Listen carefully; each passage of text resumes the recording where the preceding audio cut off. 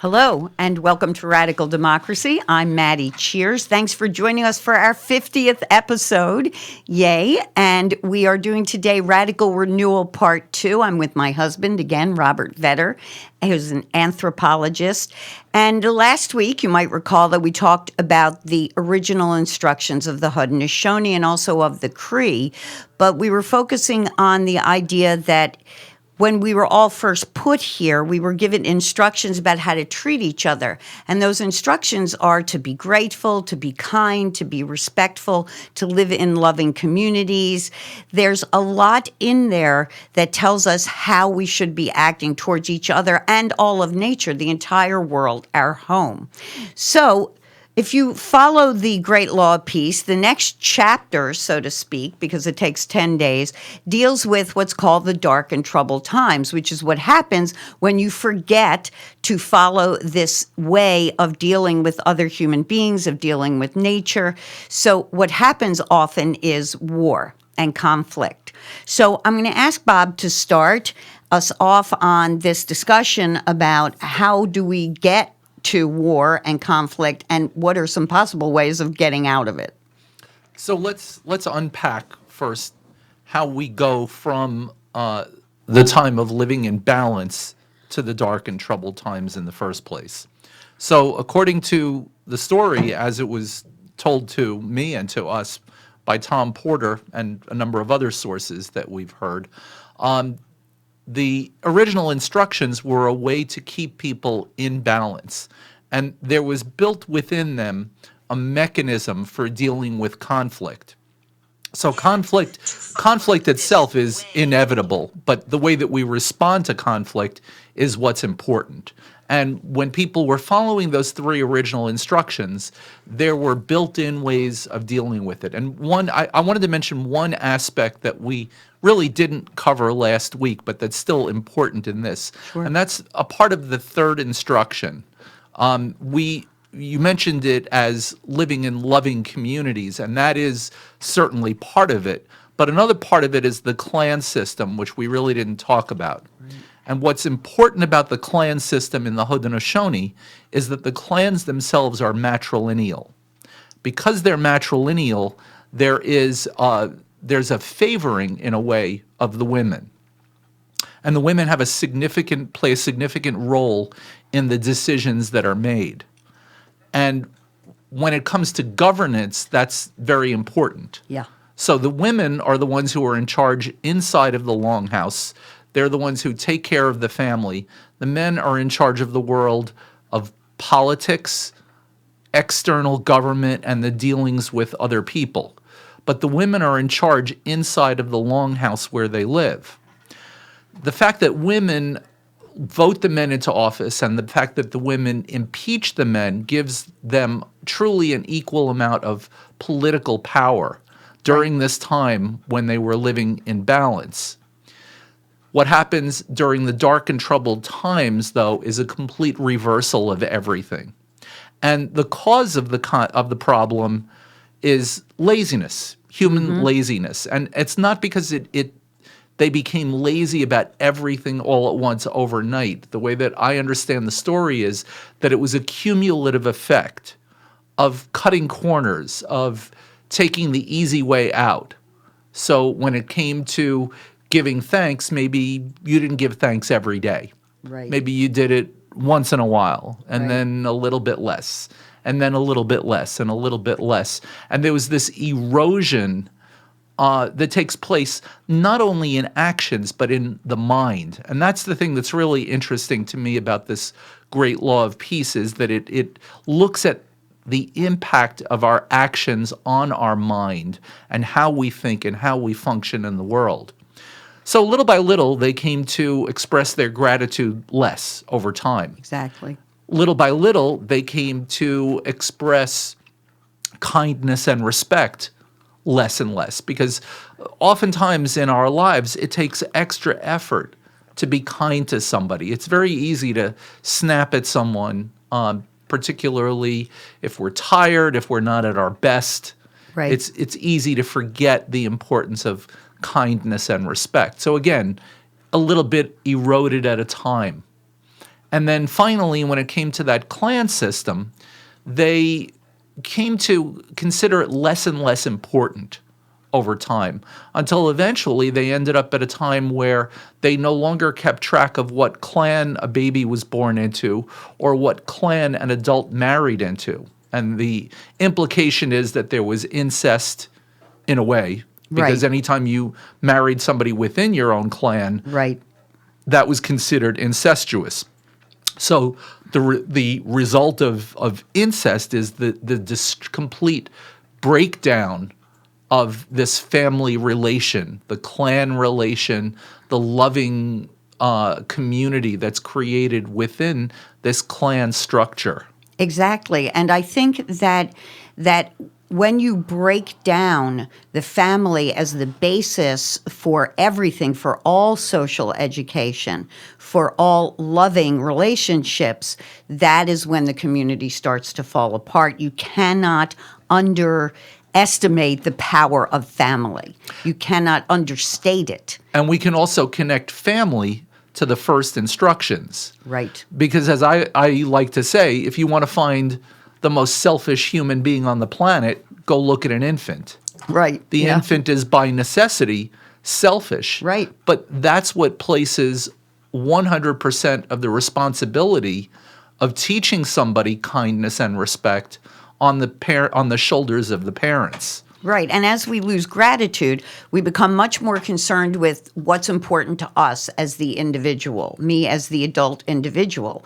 And so there are lots of stories, as you know, about what happens when adults stop caring for their children and sort of let them run free, and how it doesn't benefit the children, it doesn't benefit the community. And I think we see a lot of that within our own culture today, where we are turning over responsibility for our children to the schools very often, which is overburdening the teachers. There are parents, we're going to talk a lot about parenting next weekend, but parents who more want to be friends than want to look at their responsibility as a family unit.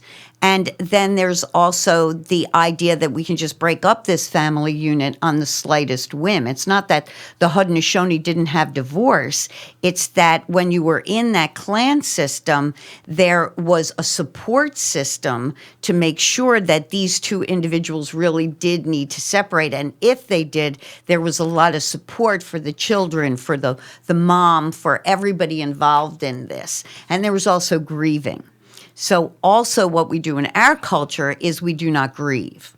So we have, we've talked about this before. We have our 4 days that most people are allowed off of work for grieving, because we are a denial of death culture, because we do not have rites of passage throughout our life that teach us that you have to let go of something to move on, and that you have to be able to sort of grieve the loss of your childhood or grieve the loss of something, but then you also have the reward of moving on, because we don't do that in this society, within a family, within a community, because we have none of these rituals. We are disconnecting, and it's very obvious that we're disconnecting.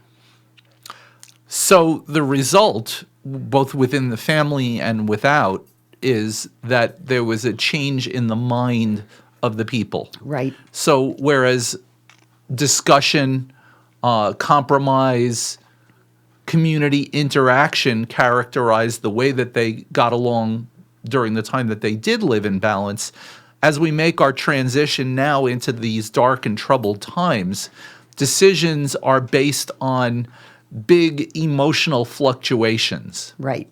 So later in the story, when the peacemaker comes and restores balance, he introduces something called the good mind and the quick mind. Exactly. And the lack of using the good mind and the quick mind is what leads to warfare in the first place. Right. And it's this concept of the good mind and the quick mind that is so important if we are going to get ourselves out of where we are now. And I say that because, I'm always going back to those Einstein quotes. The definition of insanity is doing the same thing over and over again and expecting a different result. It's always been fascinating to me that the Haudenosaunee word for war translates to mean insanity. insanity when you look at it that way. So what's saying that our issues are about using your good mind or using your quick mind, when you're saying that, you are giving yourself and other humans responsibility for their actions. You are not assigning it to the devil. You're not assigning it to God. You're saying that your good mind is when you are connected to those spiritual things that come from God, that come from the original instructions. And that quick mind, that I want it now mind, because, the wars start with stealing. It's not fair. Those guys have more than we have. Let's go take their stuff. So the wars become about revenge and jealousy and greed, but mostly about revenge. So what you have when you look at the Western concept of spirituality, specifically when you're looking at the Judeo-Islamic Christian concept of spirituality, you're looking at a good and evil scenario as opposed to a good mind, quick mind, as opposed to it's us. It's our responsibility to change this.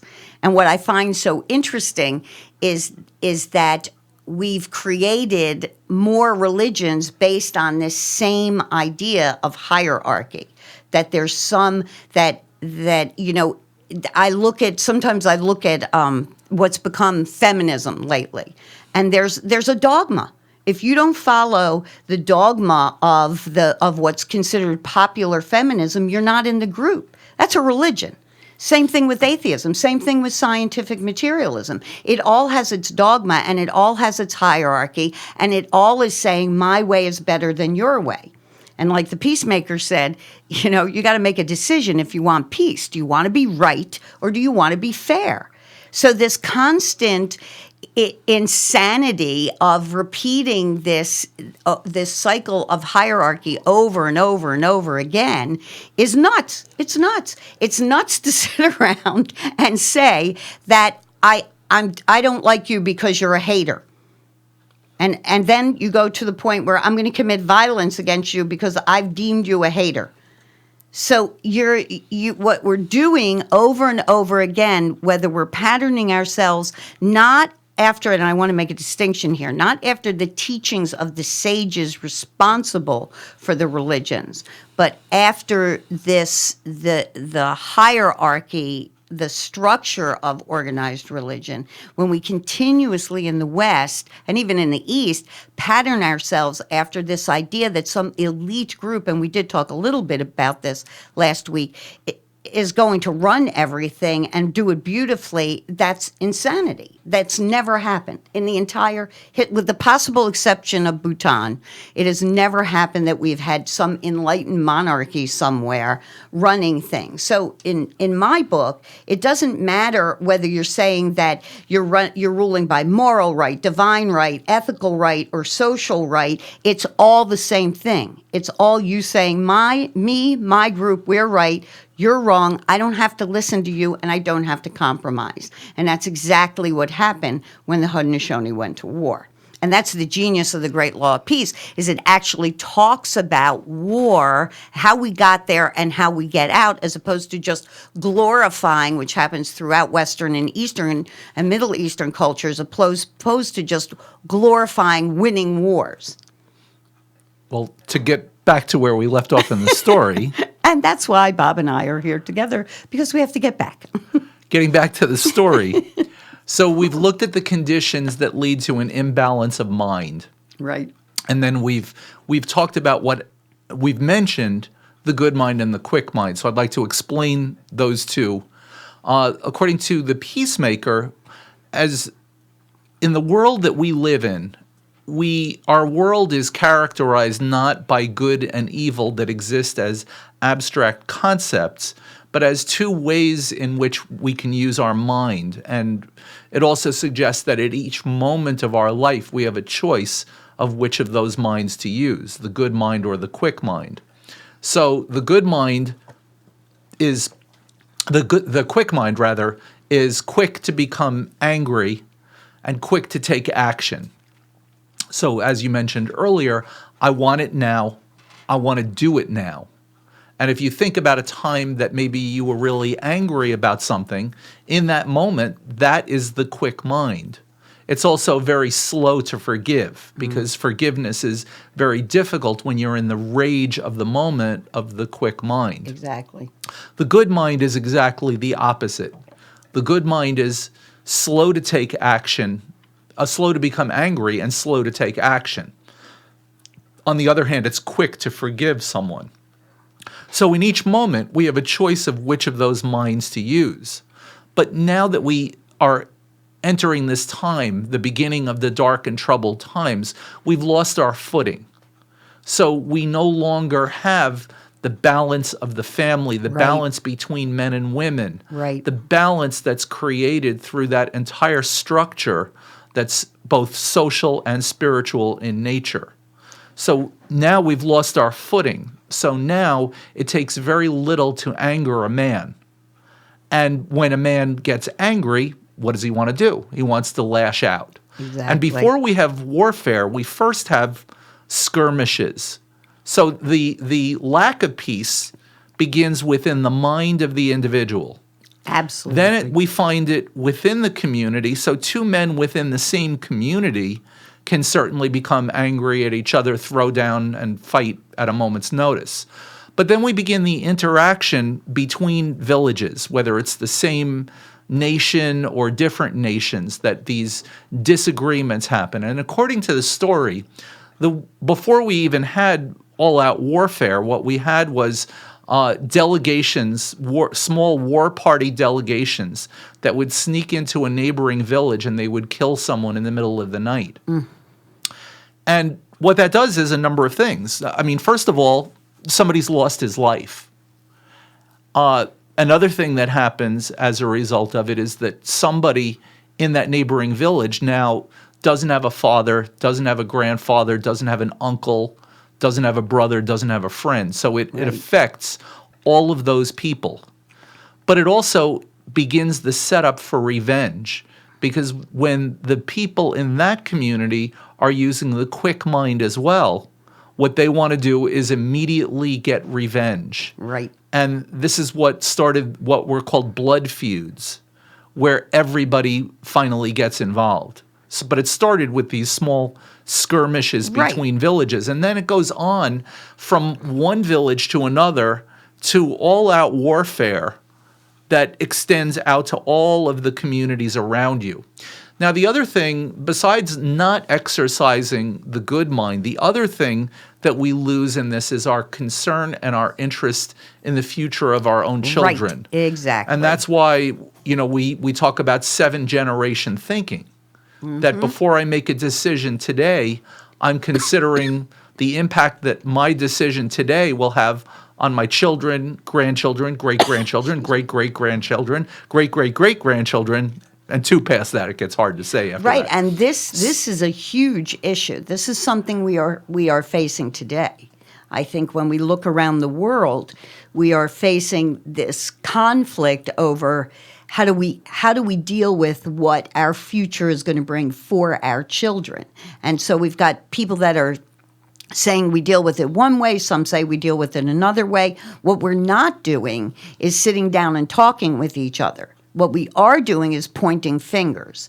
And this constant pointing fingers, this constant demonizing someone, some group of someones, this is what keeps us in conflict, and it keeps us from moving forward.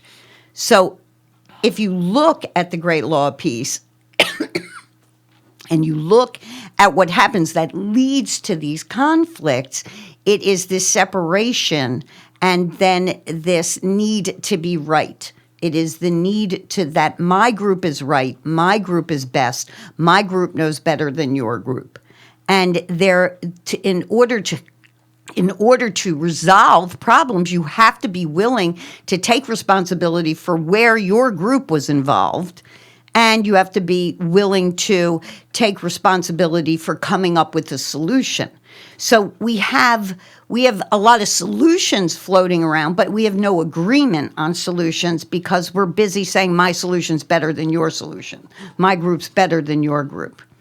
So I think that that if we look at that time of warfare when the men kick the women out of power, I think we also have to look at the metaphor of sacred masculine energy and sacred feminine energy. And Because the reason, one of the main reasons that disrupted, and so already we had a problem within the family structure during the dark and troubled times. But the other thing that happened was that it created a culture of conflict. Right. And in that culture of conflict, the only way that any person received more respect than somebody else was by being the bigger, tougher, and meaner warrior. And being that men are physically more, are stronger than women to Right. begin with, women therefore had less importance, less Exactly. value. And they certainly no longer had the right to tell the men to desist from violence. So the Right. men now are making decisions on their own. And we see that all over Western civilization. We just don't admit to it because we glorify war. All over, no matter, you can go back thousands of years and you've got warrior gods, you've got war glorified over and over again, and you've got women and anything feminine belittled, where compromise is looked at as weakness. And that's why I say we have people running around today talking about themselves as if they're enlightened, as if they're progressive, and yet they are completely unwilling to compromise. And their excuse is, well, but I got to stand my ground. If I don't stand my ground, I'm weak. So we're just doing this same dance over and over again. We just call it something different. So I think the significance of the Mohawk haircut, like we call it a Mohawk. Of course, you and I know from our studies that this was originally the war haircut. So what we're all thinking about is that Mohawk, that strip that goes down the middle, was actually a way of one warrior scaring another warrior, telling them that I'm more powerful, I'm scarier because I have cut off my connection to the Creator. Not only have I cut off my connection to the Creator, I have cut off my connection to my own family. I'm not out there hunting and fishing. My kids are suffering back home. My wife, my mother, my grandmother, everybody back home is suffering because I'm too busy out here fighting to take care of my family, but I don't care. So when you're cutting your hair that way, you are saying that if I don't care about my own family, you think I care about yours? No. Of course not, because all I'm interested in is war and revenge. That's it. So the development of that haircut and the teachings of that haircut are really very significant, I think. And it points out again to the change in mind. Exactly. So the warriors become the problem. The warrior mentality becomes the problem. The only thing that matters is victory over our enemies. Right. And it sets up this dichotomy of us and them. Yep. And that's a dichotomy that we certainly find today that makes it very difficult to come to any meaningful solution that's going to help both sides. So we have this dichotomy, we have the us versus them. But interestingly enough, even through these dark and troubled times, the Ungwe-Huwe, which is what they were known as at the time. This was before they were Haudenosaunee or Iroquois. They were known as Ungwe-Huwe, which was their term for themselves as the people. Even in the midst of all of that conflict and all of that turmoil, they did not turn to the excuse of a holy war. Right. And this might be a good time for us to introduce the concept of the holy war. So they maintain that throughout all of this, when they were originally following the teachings and living in a good way, when everything was turned upside down, and when they were restored to balance, during none of that history of theirs or prehistory, do we find a time that anybody ever tried to justify their violence by saying God told me to do it. Exactly. And I think that is a huge difference between the indigenous people like the Haudenosaunee and the course of Western civilization. Yep.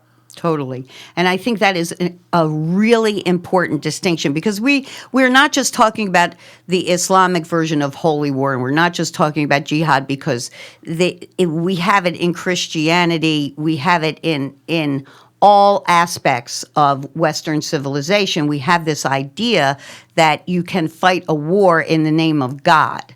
So it doesn't matter who or which religion is saying that. It is the fighting of the war in the name of God. But also, you can fight. What I find even as fascinating is that people will say that, oh, well, religion is what's caused all these problems. Religion is what has brought about all these wars. Religion, and it's never religion. This is where we're not looking at. What it is people who want power.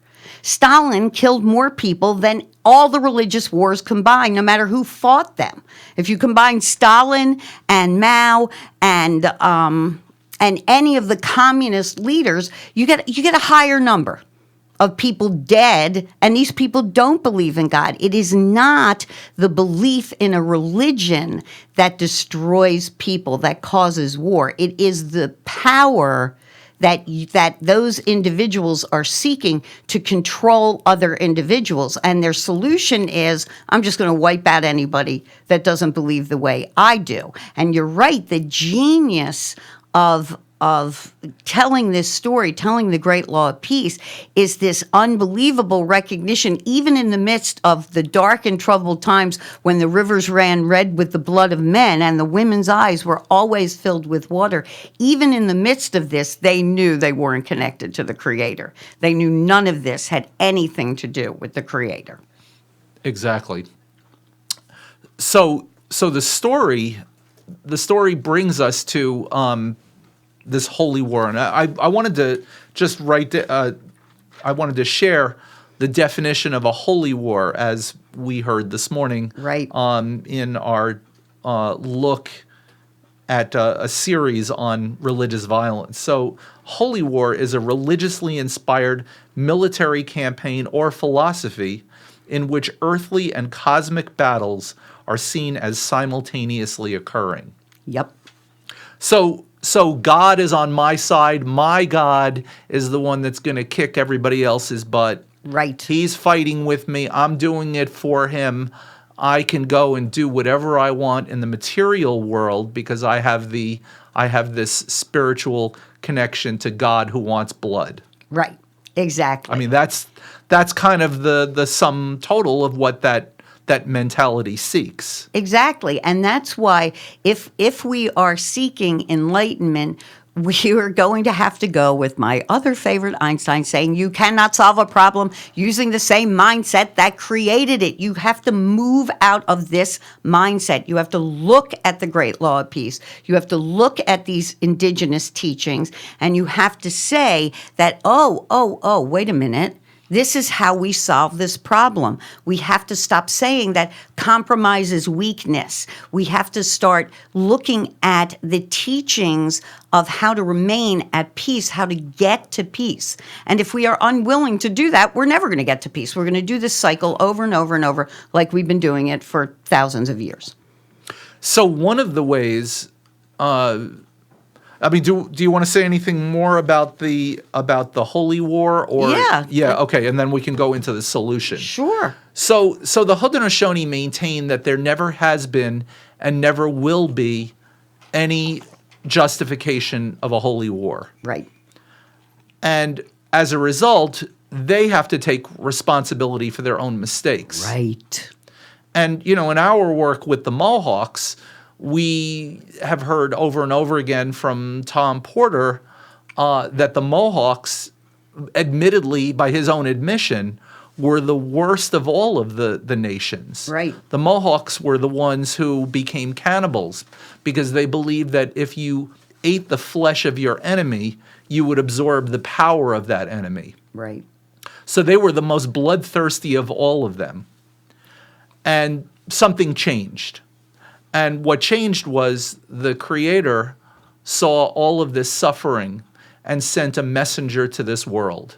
And they believe that there are these four sacred beings that exist in the sky world who from time to time will come down to our world and serve as an example to us in how we as human beings should live. Exactly. And the peacemaker was one of those incarnations. And as an aside, they also believe that Buddha was one, Jesus was one, Moses was one, Gandhi was one. I know if you look at, and like you and I have talked about before, we think of 2,500 years as a huge amount of time. I mean, the course of infinity, it's not. It's nothing. So when I look at the progression of Buddha talking about the mind, Jesus talking about the heart, and then the peacemaker is really the body, the social body. These are the instructions for how we can live in peace. And they very much make sense. They very much have to do with a different kind of democracy, which is why the show was called Radical Democracy, based on this kind of democracy that keeps things in harmony and balance and fairness. So the peacemaker is on a quest to change minds. Right. And that's the important thing. That he knew that it was the problem of mind that was that kept this cycle of violence going. And he was seeking a way to change things. And we've already talked in other sessions about the part in the story where he meets Jigansase. Right. And how this meeting with Jigansase is part of the restoring of the power and the respect and the dignity of women. Regardless of which version of the story you go with, right. it is this interaction between the peacemaker and Jigansase that brings back that. But the next part I think is particularly important, and it's his meeting with Hiawatha or Ionwata. And according to the story, this other peacemaker that we know as Hiawatha had been spreading a message of peace as well among his people. And his people at the time were governed by an evil sorcerer by the name of Tadadaho, who only wanted power. And as we know about power from these teachings, anybody who wants power can never have enough. Right. They want more and should never be given it. And more, exactly. So he was seeking more and more power. And he saw Hiawatha as a potential rival. Right. Who is this guy to be spreading the ideas of peace? If he gets his way, then my warriors are going to break ranks with me and follow him instead. So it was to his advantage to try to cut this guy off as quickly as he could. And in order to do that, towards that end, he poisoned his seven daughters right. and his wife, murdered them one at a time. And at the time, there was a belief among the people, the Ungwehue, that if something mysteriously happened to somebody, and if something happened on top of something else, that if there was this pattern of bad luck, that bad luck would be transferred to anybody who was near them. So the people came to shun Hiawatha to make sure that these things didn't happen to them. Right. Because they thought he was cursed. They thought he was cursed. So he started wandering aimlessly. He didn't eat any food, didn't drink any water, didn't sleep because of his incredible, boundless sorrow. And while he was traveling, he was finding little pieces of shell and didn't know what they were. But leading up to that, he had seen these mysterious little pieces of white and purple shell and had kind of been putting them into a pouch that he had with him. But at one point, he just loses not only the desire to live, but the ability to move. Or he falls down and passes out unconscious, and he's near death when the peacemaker, who is on his journey, stumbles upon him. And they say that Hiawatha was muttering to himself at the time, when he was almost unconscious. He was muttering something to the effect of, if I ever saw anybody in as pathetic a situation as I'm in, I would do everything that I knew how to try to remove their sorrow, to help them. And the peacemaker heard that. And the peacemaker had also been finding these mysterious little pieces of shell. So he took his pouch of pieces of shell and Hiawatha's pieces of shell and strung them together and created the first condolence ceremony. And he used this condolence ceremony to remove all of the suffering. So he used his words and he used his intentionality to remove the blockage in his throat that kept him from speaking, the blockage that was in his ears that kept him from hearing, the blockages in his eyes that kept him from seeing. Used the physical senses to restore him to a desire to live in the world again. And I think the importance of the finding of these wampum also has to be told in the story, what comes out later in the story of the shell itself. Why is it these shells?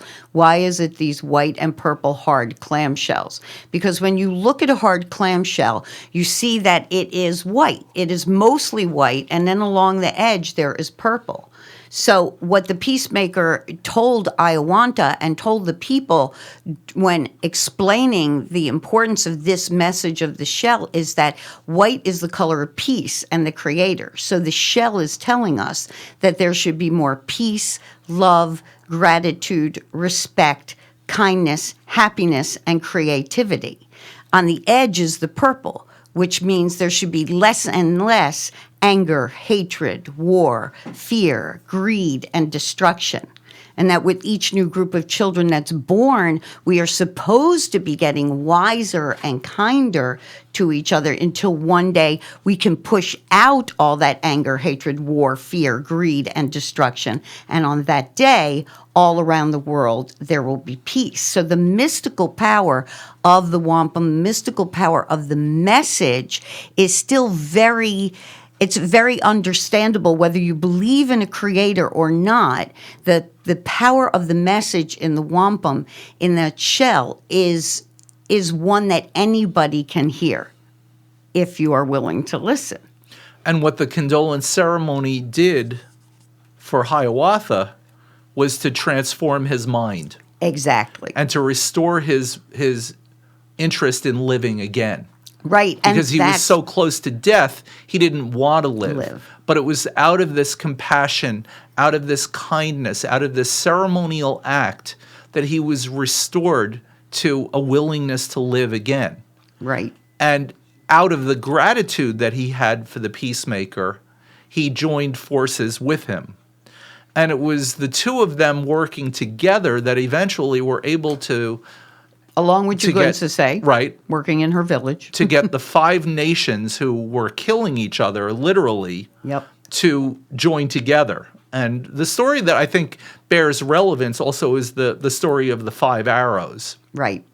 So when they gathered the people of the nations together to create this great unification called the Iroquois or Haudenosaunee Confederacy, they had the people gathered.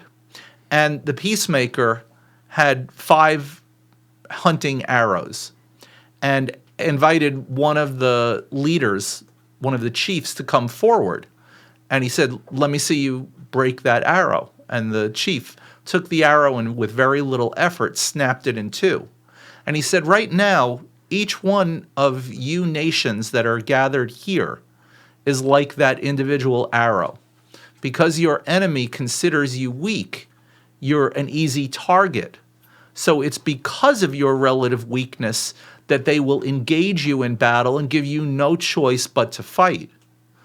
Then he took 5 arrows and tied them together into a bundle using deerskin.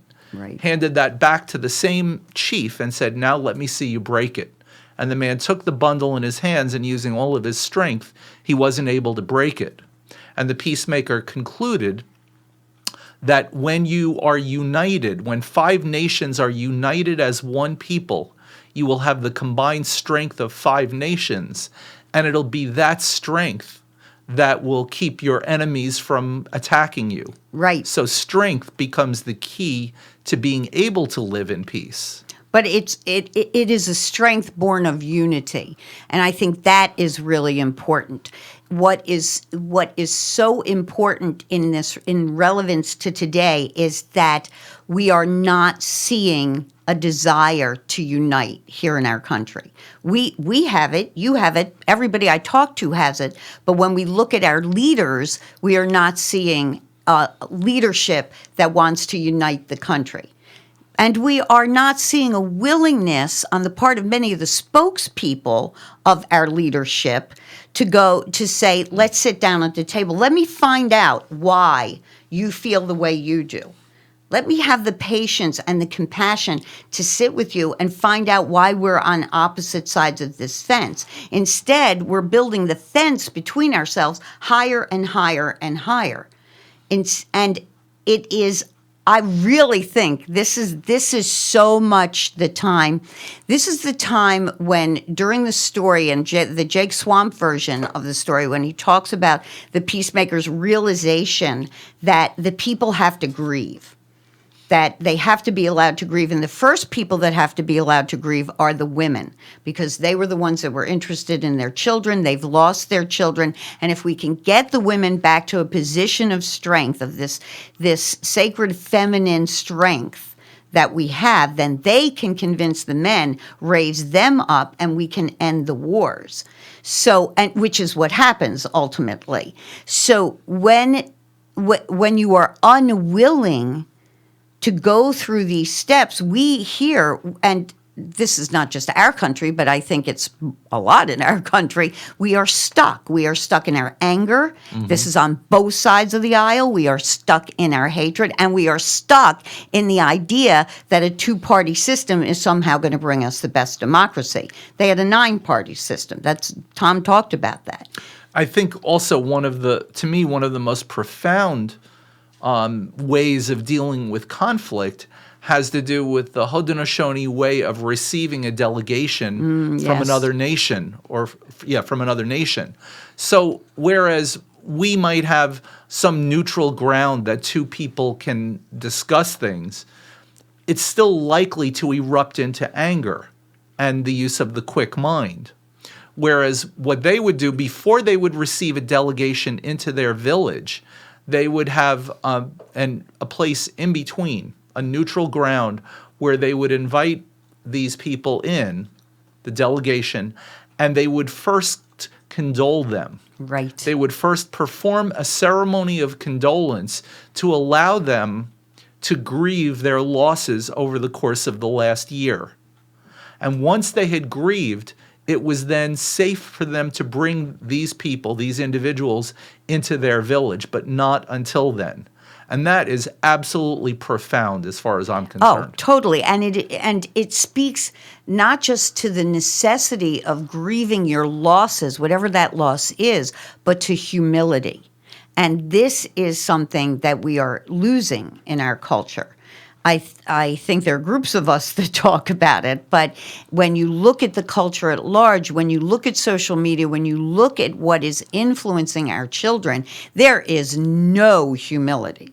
It is the opposite of humility. Everybody wants their 15 minutes of fame. Everybody wants their Instagram. Everybody's checking how many likes they've got. So we're going in the opposite direction of what we need to go in if we really want peace. It is an act of humility for two enemies to come together and say, we have to grieve what we've done to each other. We have to go through this. We have to sit with each other. We have to recognize that we have caused each other pain, and then we have to forgive each other. Everybody talks about forgiveness, but nobody talks about really getting to forgiveness. How do you do it? How do you do it? How do you create the state of mind that makes forgiveness possible? Right. And that's what's so brilliant. Yep. Totally agree. And it may take the two enemies commingling their tears because of the losses that both of them have suffered. Right. To get to the point where they can forgive, to remove the anger and the hatred from their hearts. Yep. in order to allow someone else in. And it doesn't matter what sage you are looking at. I'm not talking about the organization of religion, but if you are looking at the teachings of Buddha or Gandhi or Jesus or Moses or Muhammad, if you are looking at the teachings themselves, not at how they have been sucked into this hierarchy that's just my tribe wants to fight your tribe because we've been fighting for 2,000 years. So now this is my excuse for winning, is God's on my side business. If you get away from that and you look at just the teachings of the great sages, and especially, like I said, that continuum, at least for me, of Buddha, Jesus, and the peacemaker, then you find within all these spiritual teachings there is this same message that we're talking about. The genius of the great law of peace is there is a method, is that it gives you the solution. So we are not going to be able to continue more about the solution right now because it is time for us to wrap things up.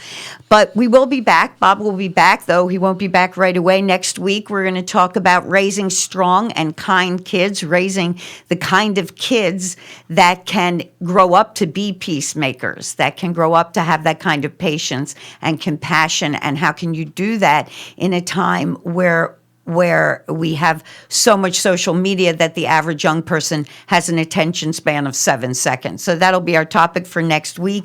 We want to thank you all so much for joining us. We'll let you know when part 3 comes along, and we'll continue with the great law of peace. And we hope to see you back here. I want to thank Bobby Lacera. Thank you so much, and everybody here at Strong Island Radio for making this show possible. Thank you all for tuning in again. And we'll see you next week, next Sunday at 4. And share, like, comment. I always check back to see if anybody's commented. I try to get back to you. Might answer some questions next week. That's happened in the past. So please share, like, and comment. Thanks so much for listening. And as always, I wish you peace, love, and unity. Bye now.